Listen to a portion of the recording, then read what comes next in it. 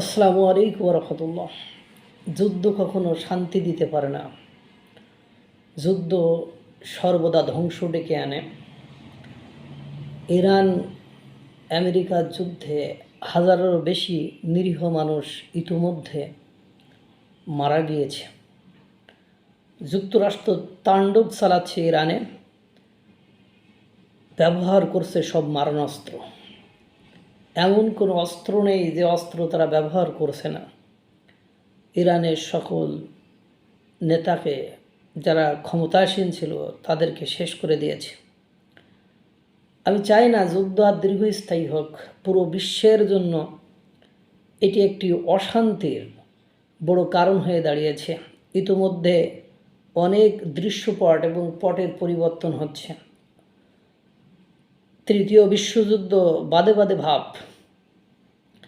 আমরা সকলেই দেখছি যে ইরান কি করছে সেটা আমরা দেখছি, কিন্তু ইরানের যে ক্ষতিগুলো অপূরণীয় ক্ষতি করে দিচ্ছে বা ইরানের যে ক্ষতিগুলো হচ্ছে সেগুলো কেউ বলছে না। এজন্য আমি একটু মাঝে মাঝে বলছি, এটি আমার কাউকে জেতানোর উদ্দেশ্য নাই, কাউকে হারানোর উদ্দেশ্য নয়। জানা উচিত, উভয় পক্ষের জানা উচিত যে কি ঘটনা ঘটছে। ইরান নিয়ে সকলেই বলছে বলে আমি ইরানের কি ক্ষতি হচ্ছে সেটা নিয়ে একটু বলছি আর কি।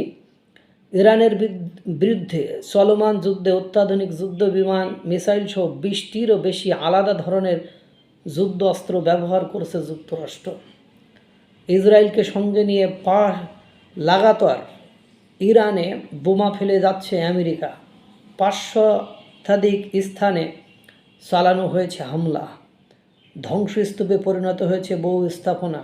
চলমান এই যুদ্ধে আকাশ, ভূমি ও জল, এই 3 স্থান থেকে ইরানে হামলা চালাচ্ছে মার্কিন বাহিনী। একদিকে যুদ্ধবিমান থেকে ফেলছে টন কি টন বোমা, অন্যদিকে মিসাইল লঞ্চার, ড্রোন দিয়েও চলছে তাণ্ডব।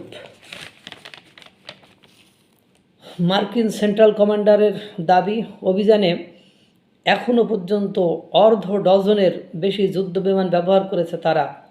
B-1 বোম্বারের পাশাপাশি B-2 স্টিলথ বোম্বার দিয়ে লক্ষ্য বাড়ানো হচ্ছে ইরানের পারমাণবিক ও সামরিক স্থাপনা। এছাড়াও বিস্ফোরক ফেলতে ব্যবহার করা হচ্ছে F-35, F-22, F-15 ও F-16 এর মতো অত্যাধুনিক যুদ্ধবিমান। ইরানের বিরুদ্ধে এই যুদ্ধে প্রথমবারের মতো লোকাস ড্রোন ব্যবহার করেছে যুক্তরাষ্ট্র। হামলা চালাচ্ছে MQ লাইন রিপার দিয়ে। এছাড়াও ভূমি থেকে হাইমার্স রকেট সিস্টেম দিয়ে চলছে হামলা। নৌযান থেকে চলছে টমাহক ক্রুজ মিসাইল। এছাড়াও ইরানের পাল্টা হামলা ঠেকাতে যুক্তরাষ্ট্র ব্যবহার করছে প্যাট্রিয়ট থার্ড ও কাউন্টার ড্রোন সিস্টেমের মতো প্রতিরক্ষা ব্যবস্থা।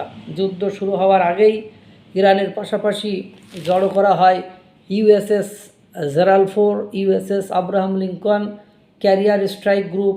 নৌ টহলের জন্য প্রিপ্রোসেড 1 বিমান ব্যবহার করছে মার্কিন বাহিনী। কিছু বুঝতে পারলেন?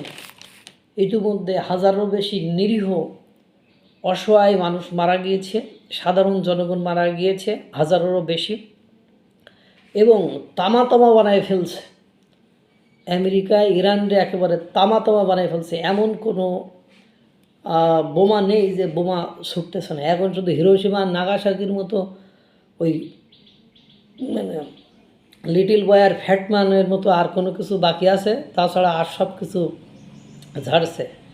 এটা থেকে এটা প্রতীয়মান হয় যে যুদ্ধ সেটা খুব ক্ষতিকর।